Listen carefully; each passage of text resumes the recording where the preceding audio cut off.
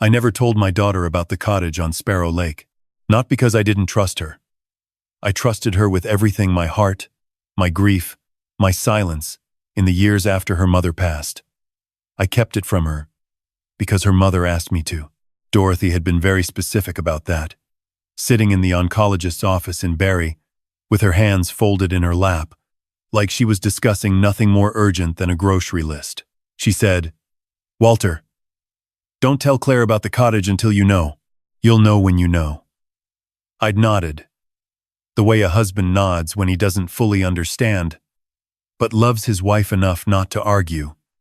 That was 11 years ago. Dorothy was gone, 8 months later. For a long time, I thought I understood what she meant. Then our daughter married Derek Hollis, and I understood completely. I should start from the beginning. I owe you that much. Dorothy and I built our life slowly, the way most people in Simcoe County did in those days, carefully, without shortcuts. I worked 31 years as a civil engineer for the municipality. Dorothy ran a bookkeeping service out of our home in Aurelia, the kind of steady, unglamorous work that quietly accumulates into something real. We weren't wealthy by any measure that would impress someone like Derek. But we were careful. We paid off the house on Borland Street in 17 years. We maxed our RRSPs every single year without fail. And in the spring of 1998, when a small property on Sparrow Lake came available through a colleague of mine who needed to sell quickly, Dorothy and I drove up on a Saturday morning and stood on the dock in the cold April air and looked at each other and said yes before we even went inside. It wasn't much. A 2-bedroom cottage with a wood stove, a dock that needed replacing, and a view of the lake that made every problem feel smaller. We put it in a family trust that same year, on the advice of our lawyer, a quiet and thorough man named Gerald Fitch, who had an office above the pharmacy on Mississauga Street, and who I still consider one of the most valuable people I've ever met. Dorothy insisted on the trust structure. She'd read something about it, done her research the way she did with everything, and she said, "If we put it in a trust properly, it stays in the family no matter what. It doesn't get tangled up in anything." I didn't argue. I never argued with Dorothy when she'd done her research. Claire grew up knowing we had the cottage, of course. We spent every August there when she was small. But the legal details, the trust, the name it was registered under, the fact that it held other assets we'd moved into it over the years, though she didn't know. She knew there was a cottage. She didn't know what it represented. Dorothy wanted it that way. And so that was the way it was. Claire was 34 when she brought Derek home for the first time. She'd met him at a marketing conference in Toronto, and I could see immediately why she'd been taken with him. He was confident in the way that certain men are confident, not from any real substance, but from long practice. He had the handshake, the eye contact, the laugh that arrives exactly on cue. He asked me about my career with what appeared to be genuine interest, and when I mentioned the cottage, his eyes moved in a way I noticed, but didn't name yet. Not then. They were engaged within 8 months. I want to be fair to Derek. He wasn't obvious about it at first. The entitlement came in slowly, the way cold water rises. It was small things initially. He made a comment at Christmas dinner about how it was too bad we hadn't bought property in Muskoka proper, that Sparrow Lake was lovely, but the real value was further north. I let it pass. He mentioned once, while helping me clear the dock at the end of that first summer, that the property must be worth something considerable now, given what Lakefront had done in Ontario. I said it wasn't something I thought about much. He smiled like he didn't believe me. The wedding was in September, at a venue outside Collingwood that Claire had found on Instagram. I paid for my portion without complaint. I wasn't going to let anything darken that day for my daughter, but I noticed things. The guest list had expanded 3 times from the original plan, each expansion somehow connected to Derek's preferences. The flowers alone cost more than my first car. Derek's parents, who I'd met twice, spoke openly at the rehearsal dinner about how wonderful it was that Claire had done so well for herself, a phrase that confused me, since as far as I could tell, Claire had a master's degree and a career in healthcare administration and had done well for herself entirely independently of Derek. When I mentioned this to my sister Patricia, who'd driven up from Guelph for the weekend, she just squeezed my hand and said, Keep your eyes open, Walt. I already was. The first real conversation happened about 4 months after the wedding. Derek had come by the house alone.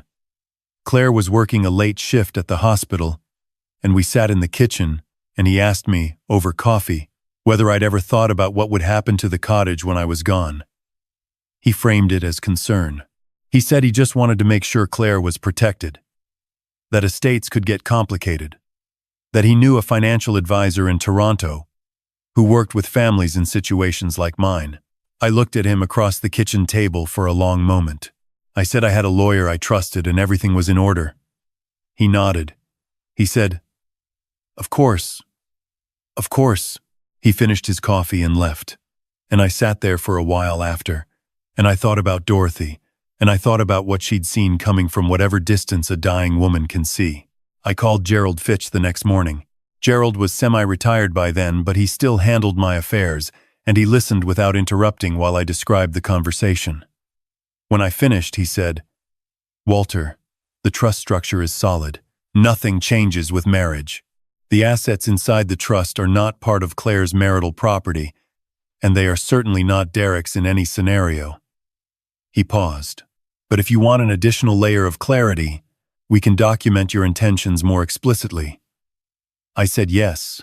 We spent 2 hours on the phone that week updating documents, adding a letter of wishes, and ensuring that a specific provision was in place, that any assets held in the Dorothy and Walter Greer family trust were to pass to Claire directly, and only to Claire, held in a separate trust in her name alone in the event of my death.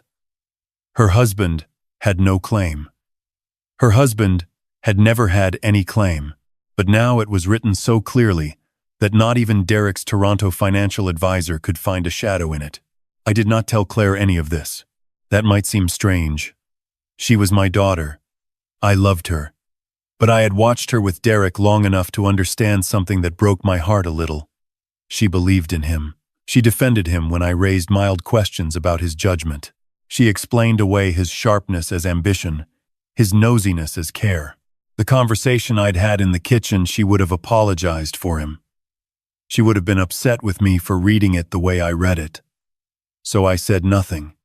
I smiled at Sunday dinners. I helped Derek move furniture when they upgraded their condo in Barrie. I watched and I waited, and I kept the trust documents updated.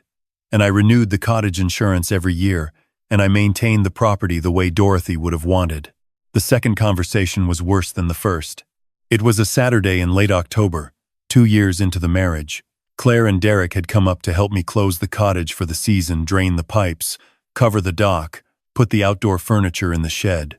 The work took most of the morning, and afterward we sat on the porch with thermoses of coffee watching the lake go gray under an overcast sky. Derek had been quiet all morning in a way that felt deliberate, like he was building to something. Then he said, "I've been talking to a few people about cottage property up here. The market's changed a lot. Some of these smaller lakes are finally getting the attention they deserve." I said that was probably true. He said, "Have you ever thought about pulling equity out of the property? You could put it into something that works harder for you." I said I was comfortable with how things were. He said, "Claire and I have been talking about our long-term plans. We're thinking about starting a family, and we just want to make sure we're thinking about the bigger picture, generationally." I put down my coffee. I looked at my daughter, who was looking at the lake. I said, "Derek, the property is held in a family trust. It isn't an asset I can pull equity from in the way you're describing, and it isn't something that factors into anyone's financial planning except mine." I said it gently. I said it like a man explaining a parking regulation, not like a man who had been watching this moment approach for 2 years. Derek smiled and said he understood. Of course, he was just thinking out loud. Claire said nothing, but when I caught her eye, I saw something there I didn't like. Not anger at Derek, but a slight flush of embarrassment, as if I had been the one to say something awkward. That night, after they'd driven back to Barrie, I sat in the cottage alone with the wood stove going, and I talked to Dorothy the way I'd gotten in the habit of doing when I needed to think clearly. I told her I understood now. I told her she'd been right to ask me to wait. 18 months later, I got the call. I was in Sudbury visiting Patricia, who had moved up there after her retirement. I was sitting at her kitchen table on a Thursday morning drinking tea and reading the paper when my cell phone rang, and it was Claire. And I could tell from the first syllable that something was wrong. She said, "Dad, are you sitting down?" I said I was. She said, "Derek drove up to the cottage last night. He went through your filing cabinet." I asked her how she knew. She said Derek had told her.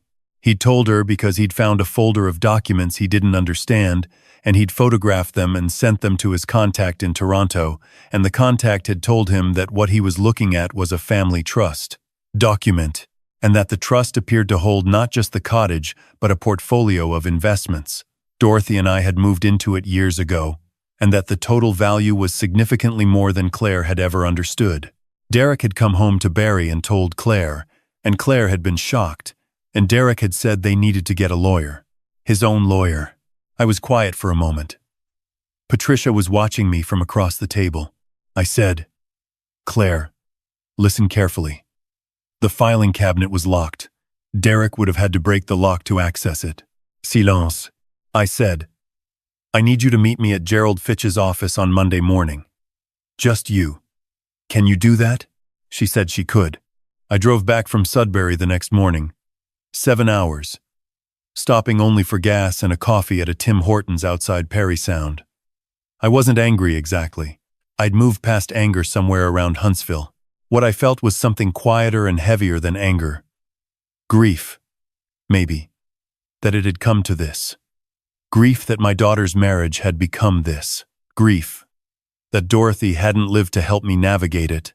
But I was also, I will admit, completely prepared, because Gerald Fitch and I had been preparing for exactly this kind of moment for 3 years. Monday morning, Claire came to Gerald's office alone. She looked tired. She'd clearly been crying, and she'd clearly been arguing with Derek about coming.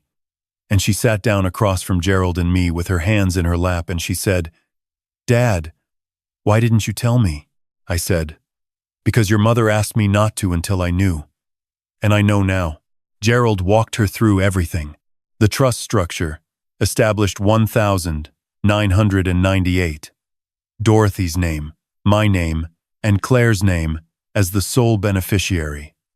The letter of wishes, updated most recently 14 months ago. The investment portfolio held within the trust, not just the cottage, but Dorothy's careful decades of bookkeeping savings, moved into the trust structure over many years. The legal reality. None of it was marital property. None of it had ever been.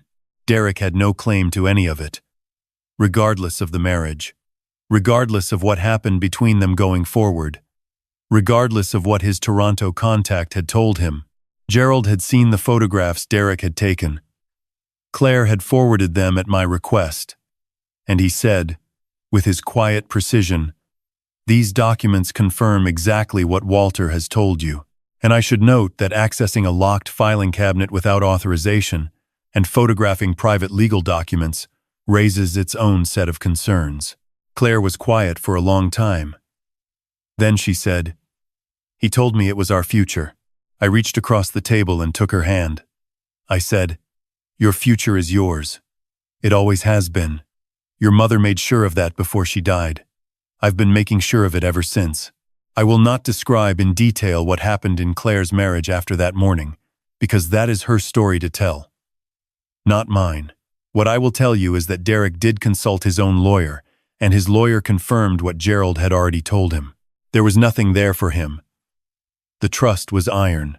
Dorothy had been right, and Gerald had been right, and the 26 years of careful, unglamorous work that Dorothy and I had put into protecting our family's future had done exactly what it was supposed to do.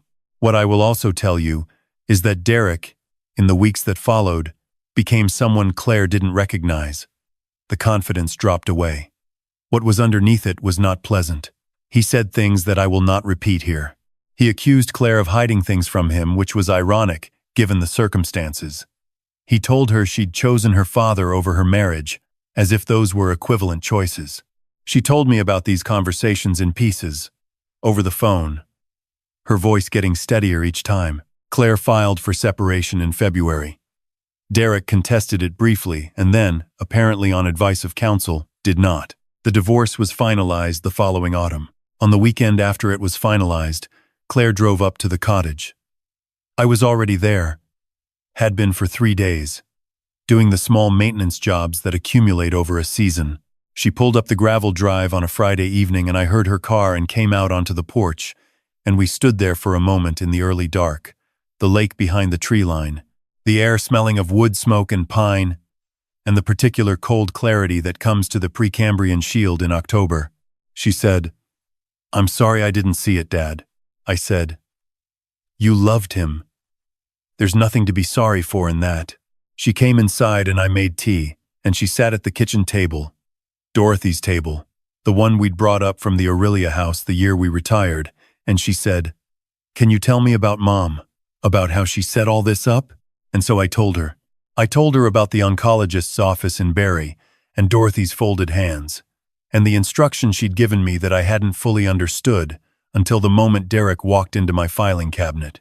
I told her about Gerald's office in 1998, and the April morning on the dock when we'd stood in the cold and said yes. I told her about the Sunday afternoons Dorothy had spent at the kitchen table in Aurelia, moving small amounts of savings across accounts with the same attention she'd given every client she'd ever had.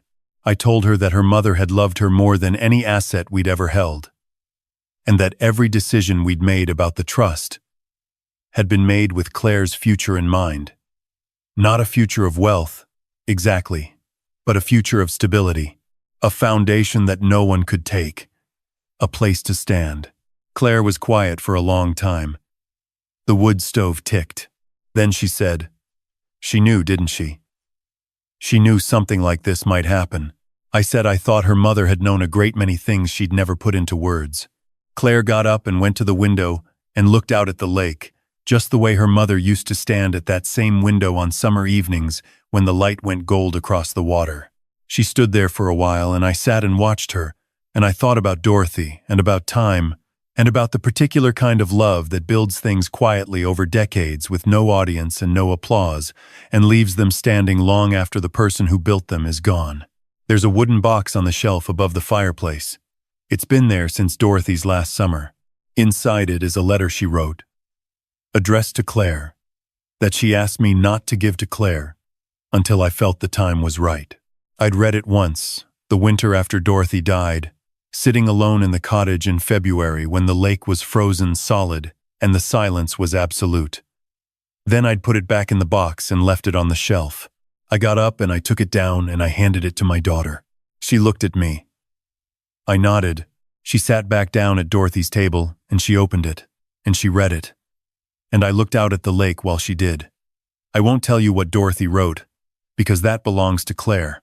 But I will tell you that when Claire had finished reading, she folded the letter carefully and held it in both hands and looked at it for a long moment, and then she looked at me, and she said, "She was incredible." I said, "Yes, she was." We stayed at the cottage that weekend, the two of us. We took the canoe out on Saturday morning in the cold and paddled up the north arm of the lake the way we used to when Claire was 12. And the water was dark and still, and the birches had gone yellow along the shore. We didn't talk much. We didn't need to. On Sunday afternoon, I showed Claire the updated trust documents, all of them, for the first time. The cottage, the investment portfolio, the letter of wishes, the provision that held everything in her name alone.